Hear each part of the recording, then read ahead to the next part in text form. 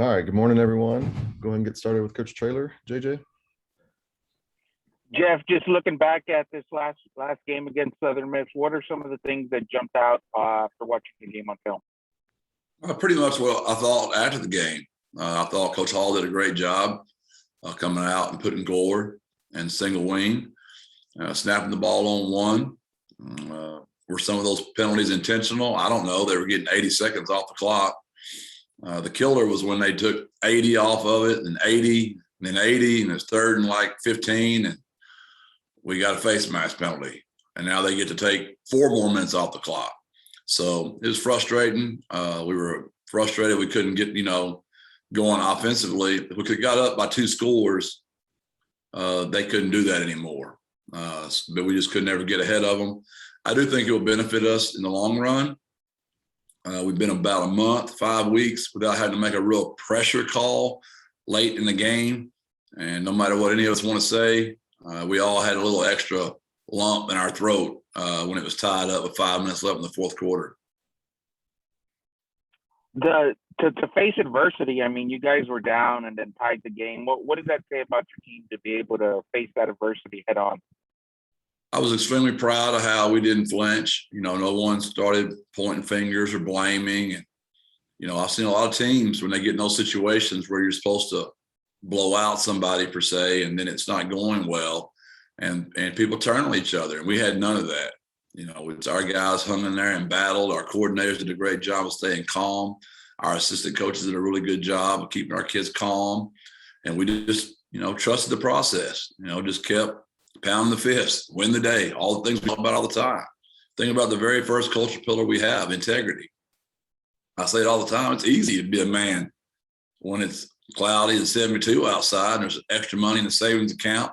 All the kids are getting dressed on time for school and your wife's happy and life's easy. Where are you? Where are you when things go bad? And we were in one of those tough moments and our kids were of integrity and found a way out of it.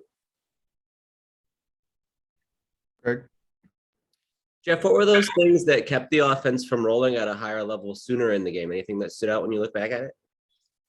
In the first drive, we're going down the field and Frank got a little pressure and let the ball up a little bit. That turnover obviously didn't help. And we turned the ball over twice. Everybody wants to put that on the quarterback, but there's pressure in his face. Receiver routes weren't clean on a couple of those routes, and we dropped some balls. We just weren't very clean. We weren't very crisp. And it's why in order to be great and win championships, it always starts with offense. I've coached long enough. We'll go 11-0 on air. Put the ball on the 5-yard line. We're going to run a play every 5 yards all the way down the field, right? So that should be, 20 plays, we score. And it's taken us 40 plays before sometimes to get down there and score on air because you still have to execute. Defense is where the championships are won. We've built that since we've been here, and our kids always play great defense, which always gives us a chance to win the game in the fourth quarter. It's team football. That it's not the triangle would not be a triangle if they weren't equal parts, right? It's team football. Do you expect that some of those hiccups will have an impact on the offensive practice? I know you said there might have been some overconfidence last week and some things that seeped in that sense. I would imagine our kids are smart enough to realize, that we've got to be more buttoned up and cleaned up against a team like UAB. They're the champions, and they embarrassed us last year. It was one of the worst offensive performances we've had together other than FAU last year. And I would imagine we would respond correctly. Now, we are extremely beat up. How much we'll be able to practice those kids this week will be interesting to see. It always concerns you as a head coach, what's better to do, play a kid that's healthy, that hadn't played very much, or play a veteran guy that might not be able to practice all week and show up and play on Saturday. That's the tough call, and that's a decision we'll be making this week. Yeah, along those lines, what happened with Mekhi Hart? What was the situation there in warmups? I just had an injury to his lower body in pregame. How does that look going forward? Do you have any read on whether he'd be available this week? We hope so. Hector? Morning, Coach. Good morning, Hector. Is this kind of a great coaching situation to be in heading into UAB? You're coming off the win, and maybe you don't have to worry so much about warning against eating the cheese. Yeah, I also think just, again, human nature. Y'all are great at reminding us of how bad we were Saturday. So that always helps, right? It really does. I know it sounds like I'm being sarcastic. I'm really not. I mean, because y'all got y'all's jobs to do, right? Y'all got to call it the way y'all saw it. We weren't very good Saturday. So the more our guys hear it, the more it's going to make them mad. The more it's going to make them focus, and the better they'll prepare. So I agree. What's crazy about all this is neither program has done one thing different. We both are in the exact same situation.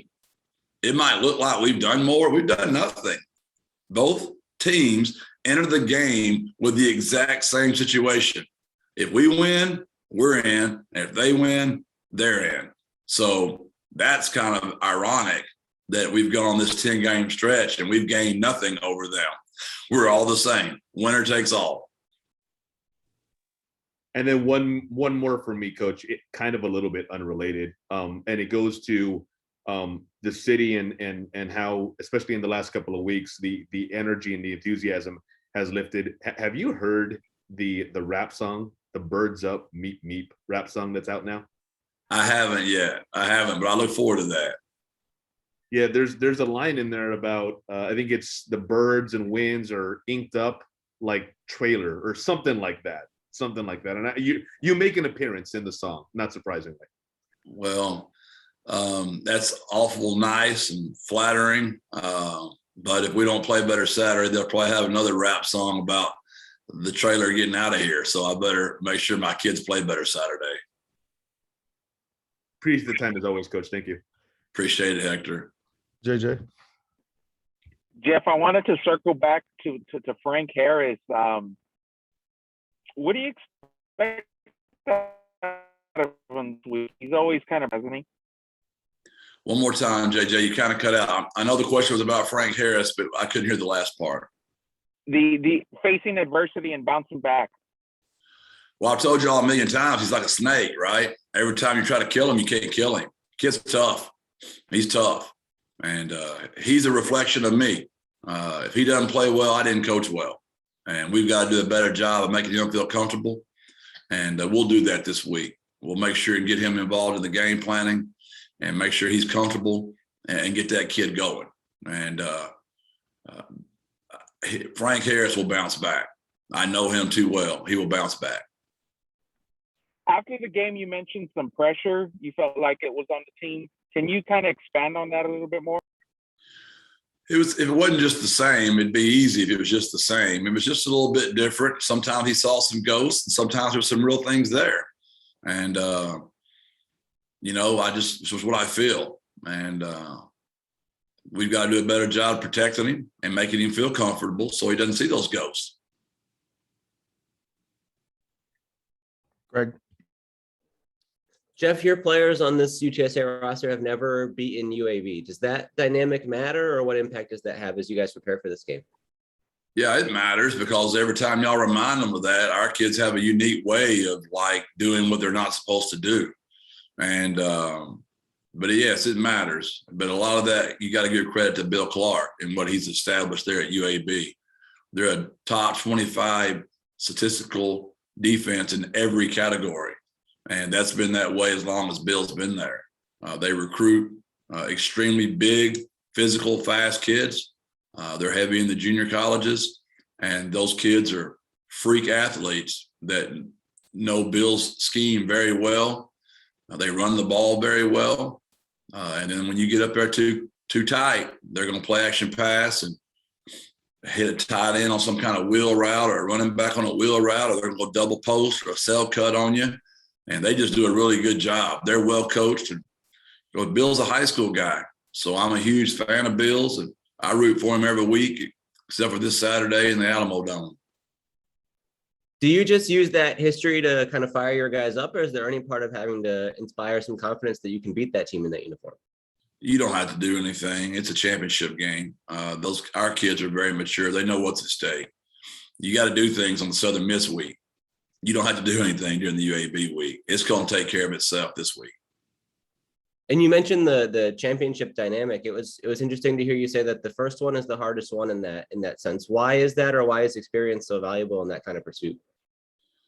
Well, success just breeds success, right? And the more you do something, the more you expect to do it, not hope to do it. I mean, you hope to hit your wedge, 105 yards over the water and land it on the green. You hope. Once you've done it a few times, you expect to hit your wedge 105 yards. I'm not there in my golf game. I'm still hoping to hit my wedge and not in the water. It's an analogy. I'm being a little silly, but it's still the same. Hoping and expecting are at different levels of confidence in your mind.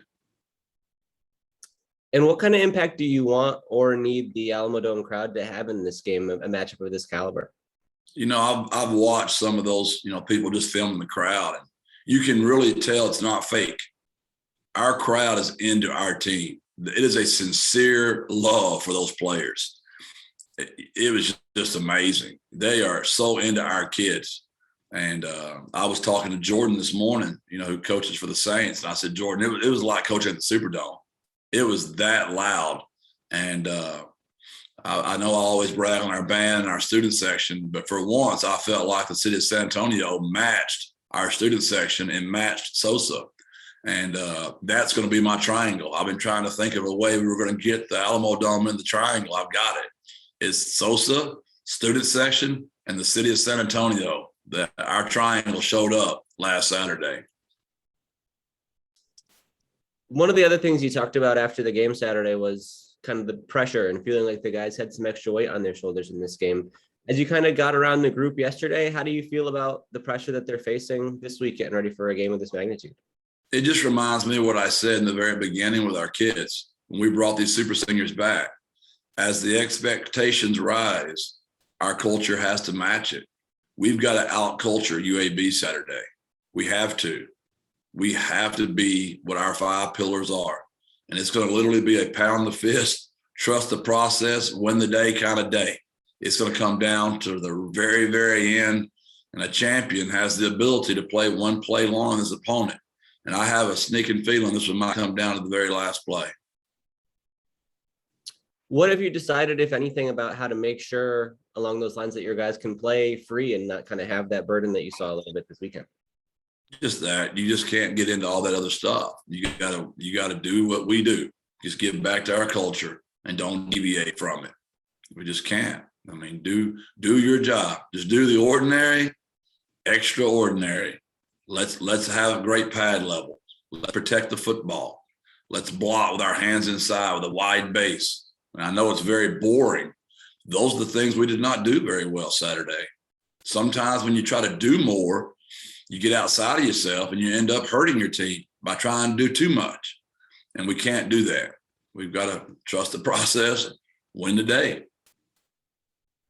Yeah, along those lines a little bit, what did you see from the blocking up front in this game, especially once Makai went out and you had to make a couple of adjustments? Yeah, whenever you lose your tackle in pregame, but Jalen Gallimore came in and played very well. He was one of our players of the game, actually. But we had some kids get injured, and we had some MAs up front, and it was just uncharacteristic of us. And I would say we were trying to do too much and not trusting the scheme.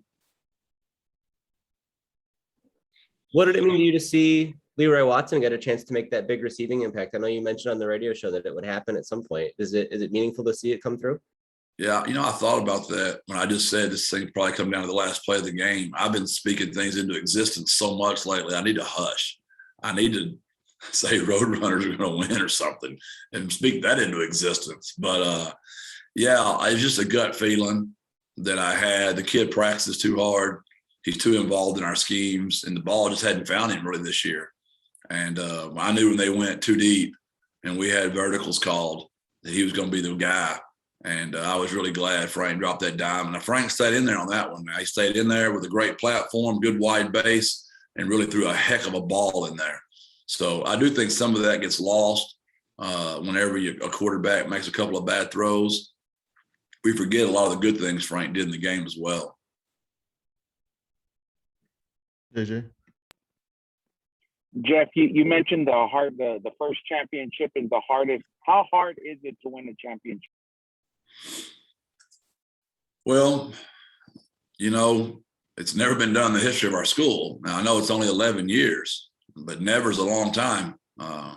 So it's just hard to win a game in college football, not to mention a championship. And so many things have to go right, JJ, from health to lucky bounces, all your kids passing their classes. I mean, there's just so many things that have to line up to get it done. And I have respect for guys that they do it, annually. Every year, they're the same. There's certain teams that just are always going to be in the hunt, which means they've got great presidents, great administration, great facilities, great fan base, boosters, money, uniforms. There's just so many things, academics, compliance, media. There's a lot of things that are had to fall in line to have a great program. And we don't want this to be something that we just happen to do occasionally. And it's 2 years in a row now. We've been in the hunt now, 2 years in a row. I mean, so the more you keep doing it, the more your fan base expects it, your media expects it, which means it gets down to the players, and it just becomes something we all expect to do. And someone's going to be the first one to win one, JJ. Someone is. Why not us? Back to you, Greg. Jeff, going back to Leroy, was it meaningful for him to be able to catch a touchdown pass? Is that something he cares about, or is he a guy who would just be happy to show up and block every week and call it a day? I would like to say he's that, but all of us want a little love. As much as I even say I don't, we're humans, right? We all want to be appreciated. We all want to be thanked. And when you catch touchdowns, people notice you more. And I was thrilled for him, and I was crushed for Oscar, because I really wanted Oscar to have one. He's fixing to walk in as well. And our tight ends have been showing up more and more in the passing game the last couple of weeks. It was really interesting to hear Leroy on the radio show say about how he got into football late because he was so interested in arts and music and things like that, because he seems to bring as much kind of passion and energy on the sideline as anybody. What is his kind of presence like day to day? He's the leader of our offense. I mean, he really is. I mean, he is very vocal. Y'all can see by he's the star of the camera, right? Him and Miles, they've got something every week. And you can see why he was a ham on the stage. He's a ham with the piano. He's a ham when he sings. And he has a larger-than-life personality, which that would bother some people. But he's such a really, really good football player, and he does what he says he's going to do, and he does it all with the team in mind. It's not the attention for Leroy. He's just a natural ham with a big smile. He's smart. He's funny, and he's a really good player. So I was thrilled for him. And I've said this before, but when I was at Bryce's funeral, I was just shocked that big old man went up there and played that piano and sang like that. I had a tremendous respect for people. They're that talented at music. I've told y'all before, my mom and dad are both double music majors, and they tried to shove music down my throat, and I was just terrible at it. So I have a lot of respect for Leroy and his talent. He can cook too. He can act. He can sing. He can play the piano. He's a true Renaissance man.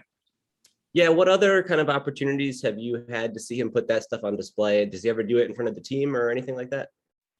In our skits and stuff like that, he's always good at that kind of stuff. And he cooked for the kids quite a bit. He cooked for the whole team now. He cooks for all 115 of them.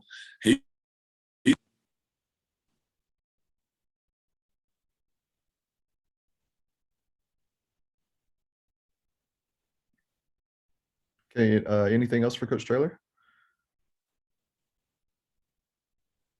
All right. Thanks, everyone. Remember, it's senior day. Remember, it's senior day Saturday too. 24 amazing seniors that have bought into this program that we need to give them a ton of love this week. I'll try not to have my handkerchief and cry too much, but it's going to be tough saying goodbye to my super seniors. Thank y'all. God bless. Birds up. Thank you, Coach. Thanks, everyone. Thank you, Coach.